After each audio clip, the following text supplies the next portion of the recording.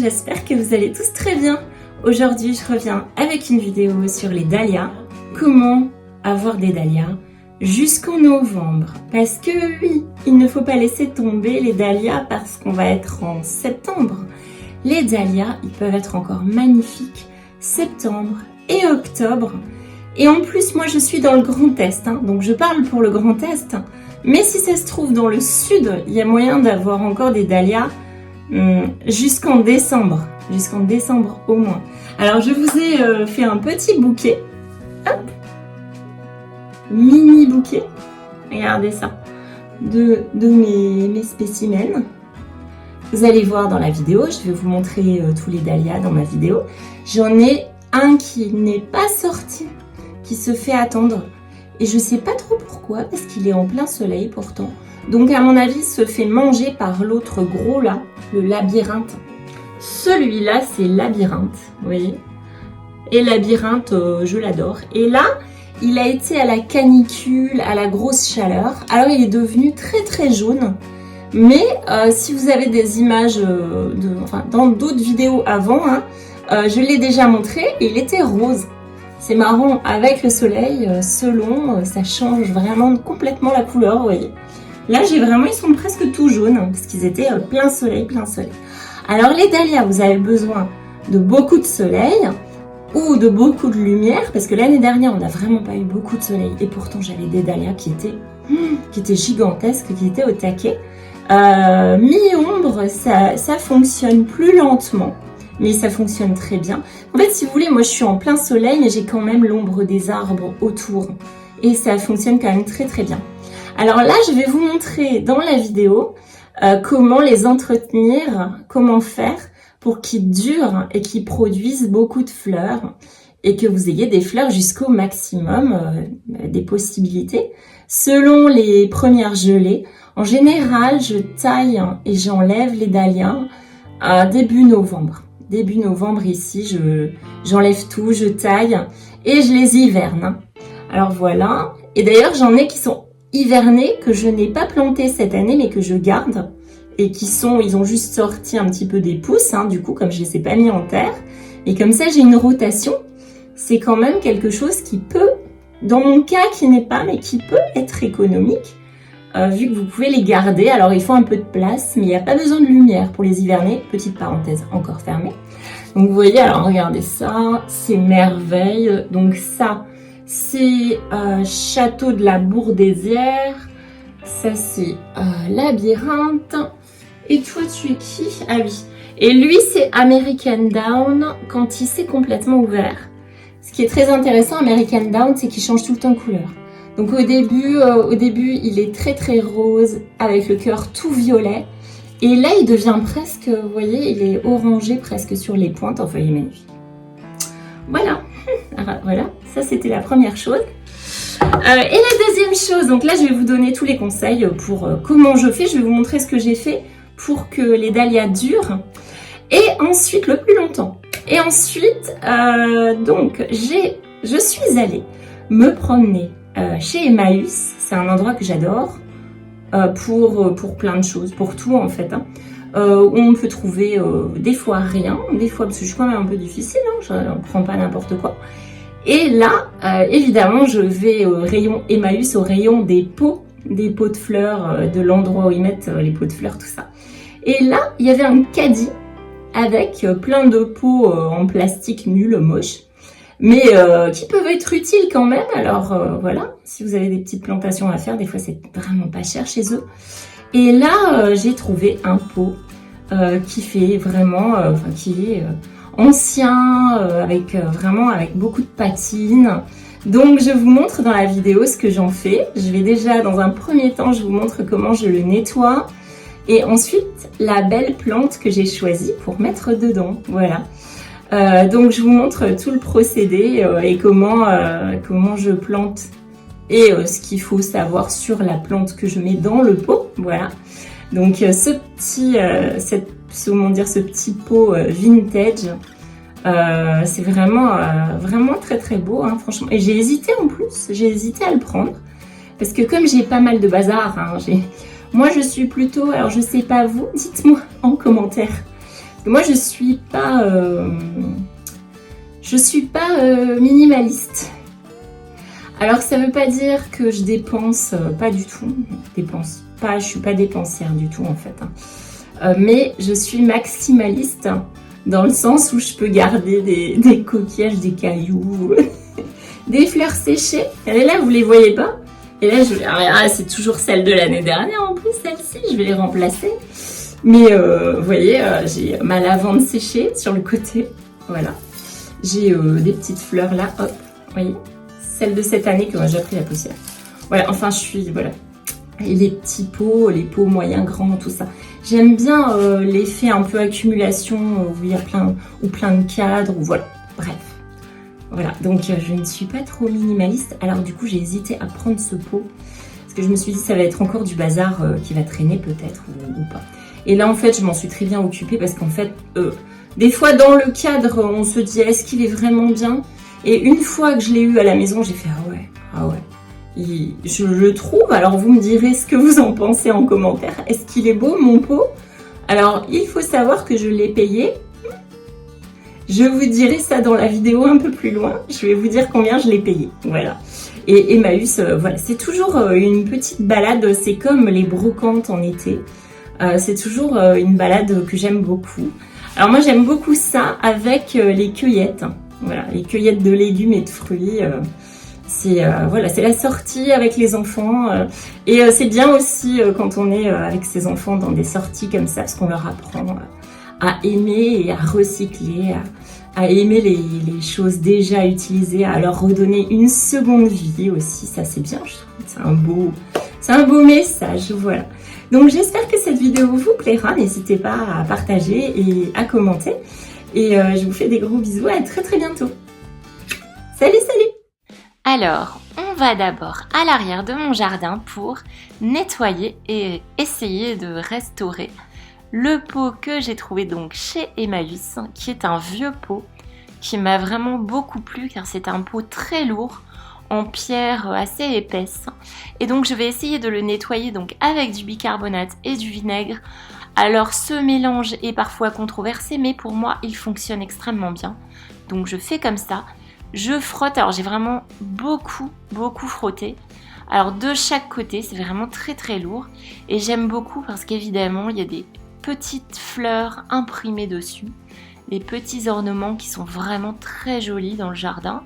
Et voilà, c'est le genre de pot qu'on voit dans les châteaux, dans les jardins. J'ai vraiment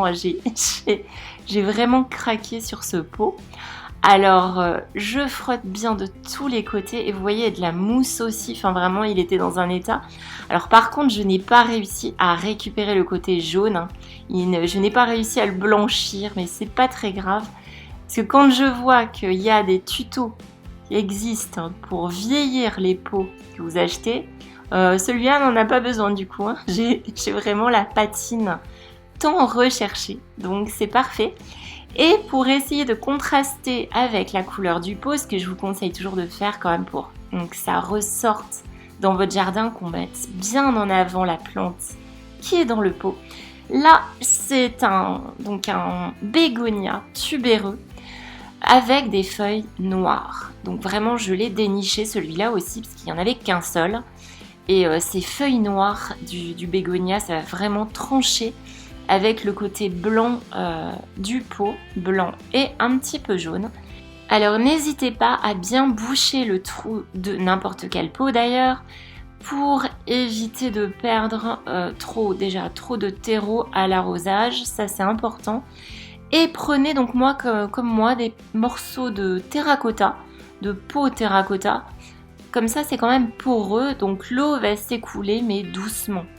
Pas d'un coup en emportant tout votre terreau. Je n'ai pas mis de billes d'argile, pourquoi? Parce que là il fait très chaud et les bégonias n'aiment pas sécher. Hein. Donc là, n'aiment pas trop sécher, n'aiment pas pourrir, mais je n'avais pas besoin de beaucoup de drainage pour cette plante qui aime quand même l'humidité. Donc là, je mets bien du terreau à géranium, terreau spécial fleurs. Sinon, vous n'aurez pas de fleurs en fait. Hein. Vous mettez un petit peu d'engrais aussi éventuellement. Engrais spécial fleurs, spécial géranium. Attention, on ne met pas de d'engrais pour plantes d'intérieur. Sinon, vous n'allez développer que les feuilles en fait. Ça favorise uniquement les feuilles et il n'y a pas les nutriments nécessaires pour les fleurs. Donc là, j'ai un résultat. Dites-moi en commentaire ce que vous en pensez. Alors, ce pot m'a coûté 2 €. Franchement, je trouve qu'il les vaut, mais alors largement. Donc là, j'arrose enfin. Faites attention, si vous plantez des bégonias, c'est très fragile, les tiges cassent comme du verre. Donc c'est pour ça que j'ai procédé délicatement. Et on met de la terre jusqu'à 1 cm de la hauteur. Sinon, lors de l'arrosage, la terre déborde du pot et c'est pas très pratique, pas très joli. Voilà. Je trouve déjà qu'on a un résultat assez merveilleux. Alors que le bégonia ne s'est pas encore développé, vous allez voir, normalement, il pousse beaucoup. Si vous en trouvez un, ça pousse vraiment beaucoup. Mais exposition, c'est pour devant la maison. Alors pour l'instant, je l'ai mis presque sous mon hydrangea paniculata pour qu'il soit à l'ombre. Mais bientôt, je vais le mettre devant la maison pour plutôt une déco automnale. Donc ça, ce sera parfait pour une plante d'automne jusqu'à ce qu'il gèle. Alors ensuite, on s'occupe évidemment des dahlias, je vais vous montrer. Donc déjà, l'étape très importante, c'est d'enlever les fleurs fanées. Enlevez bien les fleurs fanées au fur et à mesure pour des dahlias tout l'automne. Vous aurez des dahlias magnifiques tout l'automne car il faut juste un petit peu s'en occuper. Je vous ai développé ça en 6 points importants à connaître pour avoir des dahlias magnifiques. En automne jusqu'en décembre, donc si ça se trouve, si vous êtes dans le sud, c'est possible jusqu'en décembre. Chez moi, ce sera début novembre, je les enlèverai début novembre et je les hivernerai. Donc là, vous voyez un petit peu mon coin à dahlia. Ça s'est très bien développé, je suis très contente cette année. Et certains dahlias, vous allez voir, se détachent. Alors je suis contente, j'ai vraiment beaucoup de fleurs fanées. Je ne l'avais pas fait parce qu'on a eu des chaleurs terribles, vous êtes au courant. Mais là maintenant, je le fais, j'ai tout nettoyé. Alors on fait des bouquets, vous voyez ce joli petit bouquet, ce mini bouquet pour mini vase, c'est très mignon. Les couleurs sont assez magnifiques. Je prends toujours des couleurs d'automne d'ailleurs, pour les dahlias, sachant que je vais faire des beaux bouquets d'automne. Attention à l'arrosage, laissez sécher la terre, ça c'est important. Vous faites un bon arrosage et ensuite vous attendez que ça sèche et le dahlia aime beaucoup sécher. Sinon, les tubercules pourrissent. Si vous avez une terre lourde, argileuse, qu'elle n'est pas aérée et que vous arrosez beaucoup, ça va pourrir et vous n'aurez pas des grosses fleurs, ça va pas beaucoup pousser, c'est clair. Donc important de drainer. Moi j'ai mis des billes d'argile à l'intérieur et c'est un endroit, il faut savoir, en automne-hiver, je mets les billes d'argile de mes vieux pots dans cet endroit-là, sachant que les dahlias vont aimer ça.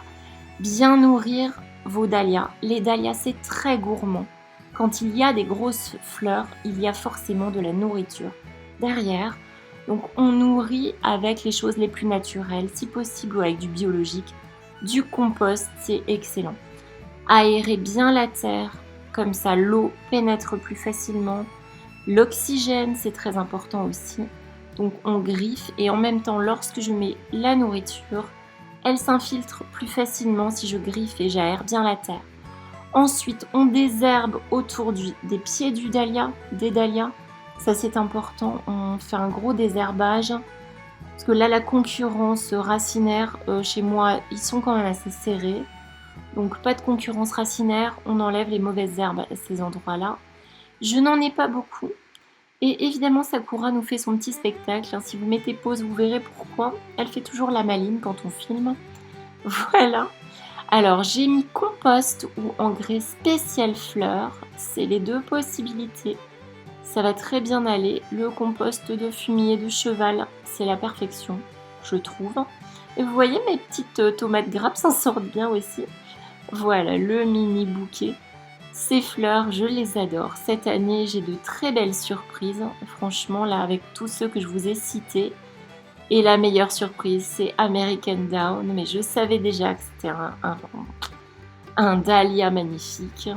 Et la cornelle bronze, je l'avais déjà l'année dernière, je l'ai ressortie, je l'adore. Donc je prévois toujours des teintes orangées pour faire des beaux bouquets d'automne. Et là en arrière-plan, vous avez vu où j'ai mis le pot à l'arrière-plan, derrière les dahlias. Et je vais le changer, je vais le mettre à l'avant de la maison en automne. Comme ça, il sera parfait. Et voilà, donc, ils sont bien nourris, ils sont bien aérés, il faut bien les arroser. Mais ça n'a pas besoin de trop d'eau, pas besoin de beaucoup d'eau pour avoir des beaux dahlias. Je n'oublie pas de cueillir mes petites tomates grappes qui sont déjà bien mûres. Et voilà, donc ça va régaler un petit peu tout le monde, c'est quand même super. Et je vais vous laisser avec Château de la Bourdaissière. À très très bientôt. Ciao ciao.